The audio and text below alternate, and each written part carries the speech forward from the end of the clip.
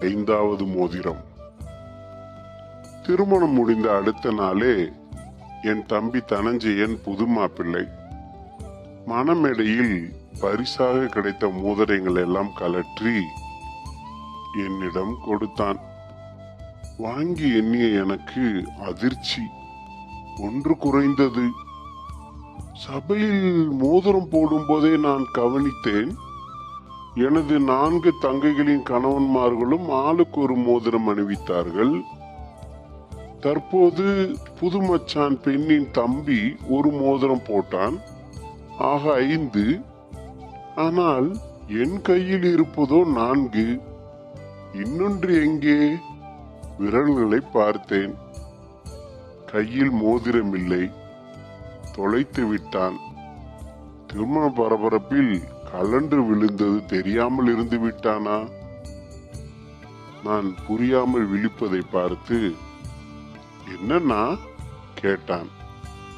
இன்னொரு மோதிரம், அது அஞ்சலி மாமா கிட்ட இருக்கு. அவன் திருந்தாத ஜென்மம். நாம தலையிட்டும் சரிப்படாத ஆளாச்சே. எனக்கு சொரக்கென்றது. ஏன் அவன்கிட்ட இருக்கு கேட்டேன். என் கை வெறுமனே இருக்கு, அப்புறம் தர்றேன்னு சொல்லி தான் போட்டதை என் விரல்ல இருந்து கலட்டி போட்டுக்கிட்டு போச்சு சொன்னான். அஞ்சலி புருஷன் அறிவொளி ஒரு குடிகாரன். குடிக்க கையில் காசு இல்லை என்று போட்ட மோதிரத்தை வாங்கி போய்விட்டானா? எனக்குள் ஓடியது.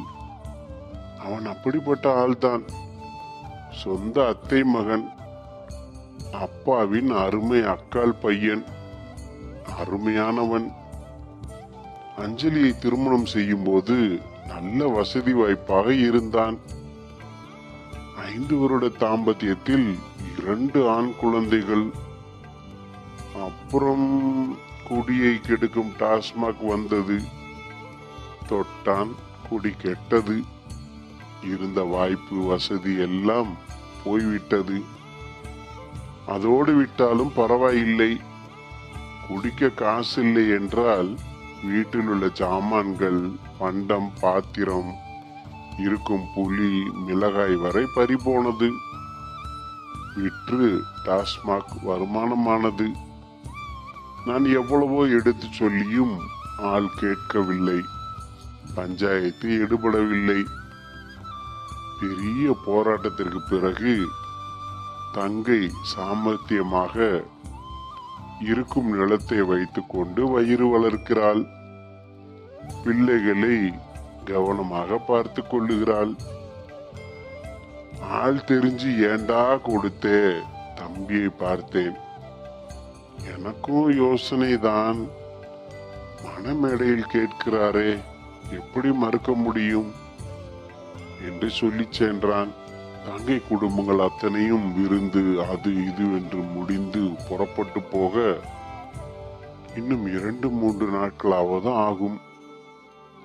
அதற்குள் ஆளை பிடித்து வாங்கிவிட வேண்டும். மனதுக்குள் முடிவெடுத்து கொண்டு மோதிரங்களை பெட்டியில் வைத்து பூட்டிவிட்டு அறையை விட்டு வெளியே வந்தேன். எதிரே அஞ்சலி வந்தாள். அஞ்சலி, உன் புருஷன் எங்கே? ஏன் அவள் கேட்டாள். விவரம் சொன்னேன். இப்பதான் பெரிய அண்ணனை அழைச்சுக்கிட்டு நெடுங்காட்டிற்கு காய்கறி வாங்க அனுப்பிச்சேன். மாமா கையில் மோதிரம் இல்லையே சொன்னாள். என்னம்மா சொல்ற? எனக்குள் திகீர். ஆமாண்ணே, கரிகாய் வாங்க நான் பணமும் பையும் கொடுக்கும் போது அவர் கையில் மோதிரம் இல்ல. எனக்கு நல்ல நினைவு இருக்கு அடித்து சொன்னாள். ஆக அதற்குள் மோதிரம் மார்வாடிக்கோ சாராய கடைக்கோ போய்விட்டது.